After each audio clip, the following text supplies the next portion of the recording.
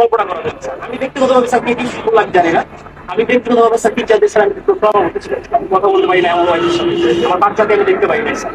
আমি এক প্রকার মানে লুকিয়ে আমি চলে গেছি, এরকম একটা পর্যায়ে গেছি স্যার। আমাদের এই এই যে অধপতন স্যার, বাহিনী হিসেবে যে পরিচয় দিব আমি পুলিশ, এই পরিচয় দিতে স্যার ভয় লাগে, লজ্জা লাগে স্যার। একটা বাহিনীর ফোর্স হয়ে যে আমি নিজে পরিচয় দিব, আমার নিজের লজ্জা লাগে।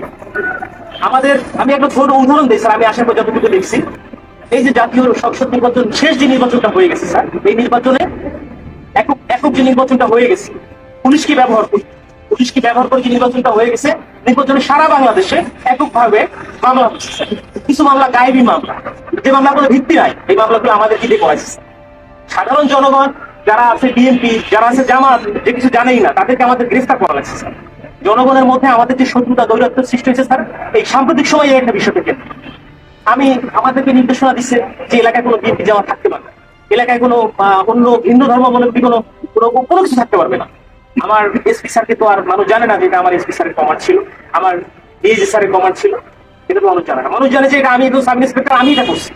সন্তোষ নামে একজন সাব ইন্সপেক্টরকে মেরে ঝুলাই দিচ্ছে। লাগছিল কি, সাম্প্রতিক সময় যখন প্রথম আন্দোলন শুরু হলো স্যার, সেই আন্দোলনে একটা গাড়ি ভাঙচুর হয়, সেটা সরকারবাদী একটা মামলা হয়। সেই মামলার আয়ু ছিল যাকে স্যার এটা জানেন উপরে অনেক প্যাথেটিক একটা ঘটনা স্যার, আপনারা যে দেখছেন হয়তো স্যার, এখানে আপনাদের বিষয়টাও স্যার এখানে আসছে, আমরা সবাই এটা জানছি।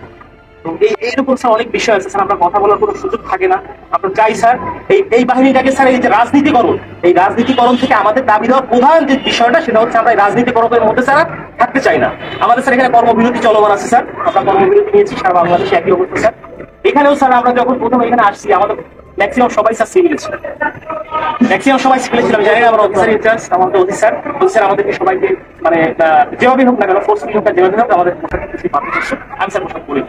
তার মানে স্যার এরা যে আমি চাকরি করবো না, আমি একজন এডুকেটেড পার্সন স্যার, আমি ফিজিক্সে মাস্টার্স করছি ঢাকা ইউনিভার্সিটি থেকে, আমিও স্যার এই যে ছাত্র আন্দোলন করছি, আমি পক্ষে। বাট এই পুলিশের সাথে সে প্রত্যেকটা হত্যাকাণ্ডের স্যার বিচার হোক, ছাত্র 200 300 400 500 যা মারা গেছে এটা বিচার হোক স্যার। আমরা চাই আমাদের যে সকল সিনিয়ররা স্যার কমান্ড করছে, যারা এগুলা করছে, তারা পার পেয়ে গেল। তারা কিভাবে স্যার পার পেল? আমার এই প্রশ্নটা স্যার আমার থেকে যাচ্ছে, কেন যারা অন্যায় করলো, যারা আমাদেরকে মানুষের কাছে শত্রু হিসেবে দাঁড় করাই দিল, তারা কেন স্যার পালিয়ে গেল? তাদেরকে কেন কেউ আটকালো না স্যার? আমরা যারা এই ফিল্ড পর্যায়ে থেকে গেছি, প্রত্যেকটা মানুষের সাথে মিশে গেছি, আমরাই স্যার বিপদগ্রস্ত, আমরা বিপদগ্রস্ত। কিন্তু স্যার দেখেন, বাংলাদেশে এখন পর্যন্ত কতজন পুলিশ মারা গেছে, এই মারার সংখ্যাটা কতজন মারা গেছে, এই সংখ্যাটা আমরা এক্স্যাক্টলি জানি না। একটা বাহিনী হিসেবে আমরা পরিচয় দিচ্ছি, বাট আমি জানি না যে আমার ফোর্স, আমার অফিসার রাস্তায় পড়ে আছে, কুকুরে লাশ খাচ্ছে স্যার। এই কথা দেখার মতো, বলার মতো কেউ নাই।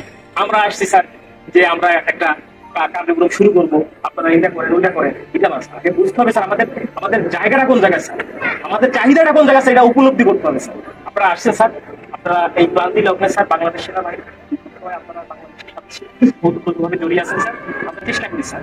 এখন আমার বন্ধু বান্ধব অনেকে আছে যারা আমাকে নিয়ে ঘৃণা করতো, আমাকে খোঁচা মারতো, কোপ করতো, তারাই বলতেছে যে দাদোস তুলে কাজ করে শুরু করে, উপলব্ধি করতেছে স্যার। বাংলাদেশে সর্বপ্রথম স্বাধীনতার যুদ্ধে বাংলাদেশ পুলিশ রাজারবাগে যে প্রতিরোধ গড়ে তুলেছিল, এটা তো অস্বীকার করার কিছু না। সারা বাংলাদেশে পুলিশের অবদান স্যার, অনস্বীকার যে অবদান, এটা অস্বীকার করার কোনো সুযোগ নাই। কিন্তু এই যে দলীয়করণ, এই দলীয়করণটা স্যার আমরা চাই। আমরা দলীয় কোনো করণের মধ্যে আমরা থাকতেই চাই না স্যার। আমাদের প্রধান পয়েন্ট হচ্ছে এইটা, আমরা চাই পুলিশ একটা নিরপেক্ষ স্বচ্ছ বাহিনী হোক। আমরা স্যার মানে আমরা যে এই যে ইউনিফর্মটা পরে রাস্তায় বের হবো, আমাকে অমুক দলের লোক তমুক দলের লোক আমাকে ব্যবহার করবে, আমরা এটা চাই না। আমরা এখান থেকে বের হয়ে আসতে চাই। এবং ছাত্র জনতা যারা মারা গেছেন, আমরা বলতেছি যে ঠিক আছে, স্বাধীন হয়েছে দেশ, আমরাও একত্রিত প্রকাশ করি। আমরা কিন্তু পুলিশ কর্মবিরতি দিচ্ছি কেন? যে আমাদের পুলিশ মারা গেছে এটা না, আমরা চাচ্ছি যে সারা বাংলাদেশ যেভাবে সংস্কার হচ্ছে, আমাদের বাংলাদেশ পুলিশও ঠিক একই রকম ভাবে সংস্কৃত হয়ে একটা জনগণের পুলিশ হিসেবে আমরা প্রকৃত কাজ করতে হবে স্যার। এরকম ব্যবস্থা যদি হয়, আমরা স্যার রাস্তায় নামবো, আমরা মানুষের জন্য শপথ গ্রহণ করছি স্যার।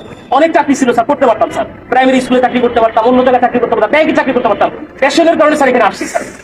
এটা একটা স্বপ্ন স্যার, যে বাংলাদেশ পুলিশে চাকরি করলে মানুষের যে সেবা দেওয়া যায়, এটা একটা স্বপ্ন। বাট এই স্বপ্নগুলা আমাদের নষ্ট করে দিয়ে গেছে আমাদের কিছু বিশেষ ক্যাডার, এখানে বলতে তার আপত্তি নাই। আমার স্ত্রী আজকে আমি লুকায়িত ছিলাম, আমার উপর থ্রেট ছিল, আমি জানি। অনেক বন্ধু বান্ধব বলছে আপনি থেকে না, রাজনৈতিক মামলা আমার কাছে ছিল স্যার, যার জন্য অনেকে বলছে, অনেক শুভাকাঙ্ক্ষী ছিল, বিএনপি জামাতে, তারাও বলছে যে ঠিক আছে সেফই থাকে। আমি যখন আসছি, আজকে খুলনা থেকে আসছি, গোপনে আসছি, আমার স্যার সেভ করি না, রাস্তায় চেকিং হচ্ছে স্যার, পুলিশ কিনা স্যার, বাংলাদেশ স্যার আমরা চাই না। এরকম আমরা চাই নাই স্যার, আমরা চাই যে স্যার এই জিনিসটা থেকে আমরা উদ্দীরিত হই এবং আমাদের যে 11 দফা দাবি আছে স্যার, আমরা চাই আপনাদের জায়গা থেকে স্যার যতটুকু করা আমাদের এখানে আছে প্রত্যেকটা জায়গা থেকে যতটুকু করা আমাদের যাতে আমাদের স্যার দ্রুত এবং একটা দাবি পূরণ হয়। পুলিশের স্যার এরকম বহু হয়েছে, তোমাদের এইটা দিব ওইটা দিব ওইটা করবো সেটা করবো, কিছুই হয় না। আমরা চাই একটা প্রজ্ঞাপনের মাধ্যমে আমাদের এই দাবিগুলো মেনে নেওয়া হোক, যৌক্তিক দাবিগুলি।